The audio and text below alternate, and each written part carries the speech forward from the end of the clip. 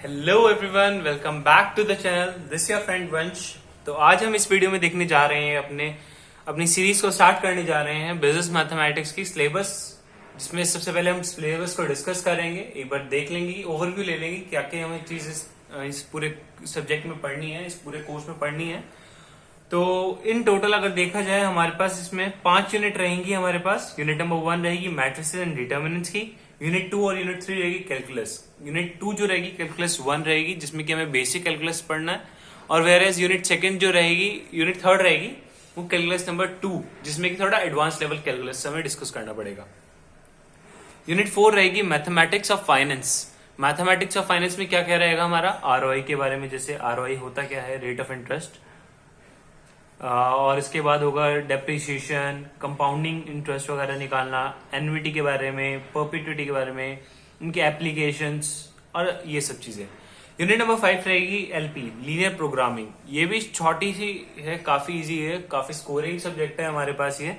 तो अगर आप ध्यान से पढ़ें और स्टार्टिंग से अपना एक फ्लो बना के चलें, रेगुलर स्टडी करें, तो आप जरूर इसमें काफी अच्छे मार्क्स सिक्योर कर सकते हैं।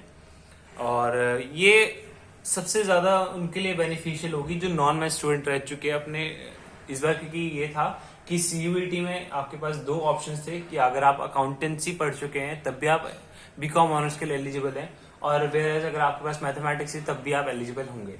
तो नॉन मैथ स्टूडेंट जो इस बार बीकॉम ऑनर्स में आए हैं, तो उनके लिए भी काफी बेनिफिशियल रहेगी ये सीरीज। तो अपने फ्रेंड्स वगैरह को शेयर करना ना भूलें, लाइक जरूर कर दें और बने रहें हमारे साथ।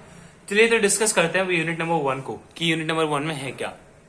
यूनिट नंबर 1 रहेगी मैट्रिक्स एंड डिटरमिनेंट में। इसमें हमें बेसिकली पढ़ना है ओवरव्यू ऑफ मैट्रिक्स, मैट्रिसेस होते क्या है, उसके बाद solution of a system of a linear equation, linear equation के सॉल्यूशन निकालना, जैसे उसके यूनिक सॉल्यूशन होंगे involving not more than 3 variable. हमें 3 वेरिएबल तक ही पढ़ना है, 1 पढ़ना होगा, 2 पढ़ना होगा, 3 तक पढ़ना होगा केवल। Using matrix inversion method, 2 method होंगे हमारे पास, मैट्रिक्स इन्वर्जन मेथड और क्रैमर रूल। क्रैमर रूल रहेगा, बहुत ईजी है ये टॉपिक, बहुत नया रहेगा, आपको इंटरेस्टिंग लगेगा। उसके बाद रहेगा Leontief input output model, open model भी इसे बोला जाता है। तो ये रहेगा हमारे यूनिट नंबर 1 में चीजें। इसके बाद रहेगी यूनिट नंबर 2 कैलकुलस। कैलकुलस का पार्ट 1 रहेगा ये, जिसमें कि हमें concept and rule of differentiation, differentiation के बारे में पढ़ना पड़ेगा कि डिफरेंशिएशन होता क्या है। आप सभी थोड़े बहुत जानते होंगे कि इंटीग्रेशन, डिफरेंशिएशन वगैरह कुछ होते हैं चीजें, तो उस चीजों को हम पढ़ना पड़ेगा। उसके बाद concept of marginal analysis, marginal analysis क्या होता है, मार्जिनल रेवेन्यू क्या होता है, मार्जिनल कॉस्ट क्या होता है, concept of elasticity of demand और सप्लाई, ये सब चीजें इसमें पढ़ी जाएंगी। अब कोई बात नहीं, आप टेंशन मत लीजिए अगर आपको कुछ समझ नहीं आ रहा, आपको नए लग रहे होंगे टॉपिक, कोई बात नहीं, हम इसे डिस्कस करेंगे, इन डेप्थ डिटेल करेंगे, और मेरी गारंटी ले सकता हूं कि अगर आप मेरी साथ बने रहें तो आपको जरूर ये समझ आ जाएगा। इसके बाद पढ़ेंगे हम application of maximum minimum. Maximum minimum की कुछ प्रॉब्लम्स होती हैं, जैसे maximum of this equation is equal to this number.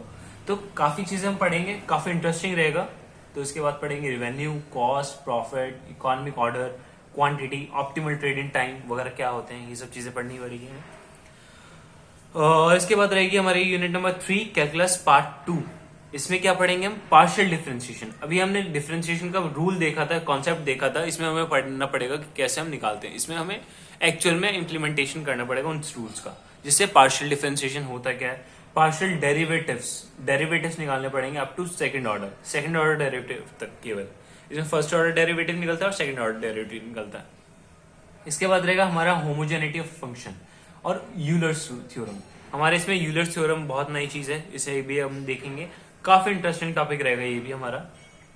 इसके बाद रहेगा प्रोडक्शन फंक्शन होता क्या है, रिटर्न टू अ फैक्टर क्या होता है, रिटर्न टू अ स्केल क्या होता है, एमआरटी क्या होता है, इलास्टिसिटी ऑफ सब्स्टिट्यूशन क्या होता है, एप्लीकेशन ऑफ मैक्सिमम और मिनिमा, जैसे भी हमने पढ़ा था ना, application of maximum minimum problems, ये बेसिक लेवल पे रहेगा, ये इन्वॉल्विंग 2 इंडिपेंडेंट वेरिएबल। उसमें केवल 1 वेरिएबल का डिस्कस करेंगे हम यूनिट नंबर 1 में, यूनिट नंबर 2 में, और वेयर यूनिट नंबर 3 में हम क्या डिस्कस करेंगे, अप टू 2 इंडिपेंडेंट वेरिएबल्स। इसके बाद इंटीग्रेशन पढ़ना पड़ेगा, जैसे मैंने बताया था, इंटीग्रेशन और डिफरेंशिएशन, ये 2 टॉपिक काफी प्रॉब्लम क्रिएट करते हैं, बट लेकिन अगर आप मेरे साथ स्टार्टिंग से बने रहेंगे, बिल्कुल आपको इजी तरह से समझ आ जाएंगे टॉपिक, ये मेरी गारंटी ले सकता हूँ मैं इस चीज की।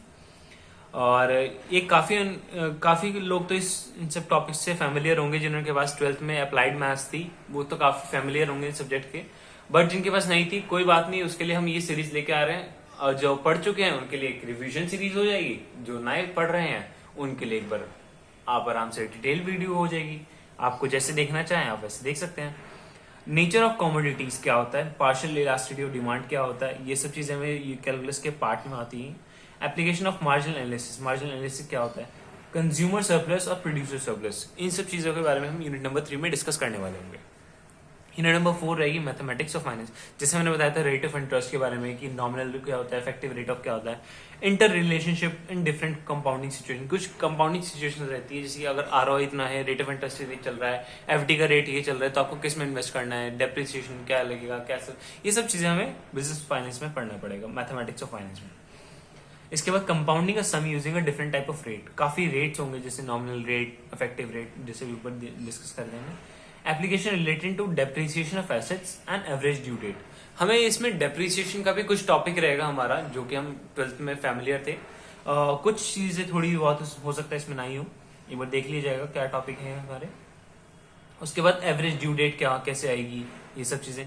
उसके बाद टाइप्स ऑफ एन्युटी, एन्युटी के बारे में पढ़ना पड़ेगा, ऑर्डिनरी, ड्यू और डेफर्ड, डिस्क्रीट एंड कंटिन्यूस क्या होती है।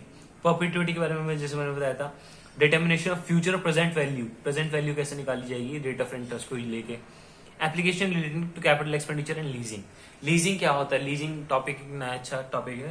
लीज पे आप जैसे कभी भी प्रोडक्ट अब आप परचेज नहीं कर पा रहे हो तो आप उसे लीज पे एक तरह से रेंट पे ले सकते हो, उसका लीज कैसे निकाली जाएगी, लीज पेमेंट होती है एलपी, उसे कैसे निकालेंगे। इसके बाद हमारी यूनिट नंबर 5 रहेगी एलपी, लीनियर प्रोग्रामिंग, ये याद रखिएगा ये लीनियर प्रोग्रामिंग है, लीनियर प्रोग्रामिंग, ये हमारा लीनियर प्रोग्रामिंग है जिसमें हमें देखना पड़ेगा formulation of assumption of LLP, LLP क्या होती है, उसका फॉर्मेशन कैसे होगा, उसके क्या अजम्पशंस है। सॉल्यूशन बस सिंप्लेक्स मेथड, सिंप्लेक्स मेथड बहुत अच्छा टॉपिक है ये भी। मैक्सिमाइजेशन एंड मिनिमाइजेशन केसेस, उसी का एप्लीकेशन आगे बढ़ता जाएगा। शेडो प्राइस क्या होते हैं ऑफ रिसोर्सेज, और उसके बाद स्पेशल केसेस कुछ देखे जाएंगे, identification of unique and multiple optimal solution, multiple optimal solution होते हैं, अनबाउंडेड सॉल्यूशन होते हैं, कुछ इनफिजिबिलिटी होते हैं, डीजेनरेसी होते हैं। तो ये रहेगा हमारा पूरा syllabus business mathematics core subject 1 of semester 3। तो आप इसका स्क्रीनशॉट लेना चाहे तो स्क्रीनशॉट ले सकते हैं। अभी यूनिट नंबर 2 तक मैं विजिबल करवा रहा हूँ, इसके बाद ये रहा यूनिट नंबर 3 से unit number 4 and last unit number 5। I hope आपको विजिबल होगा, तो आपको समझ आया होगा कि हमें बेसिकली पढ़ना क्या है इस कोर्स में, इस सब्जेक्ट में।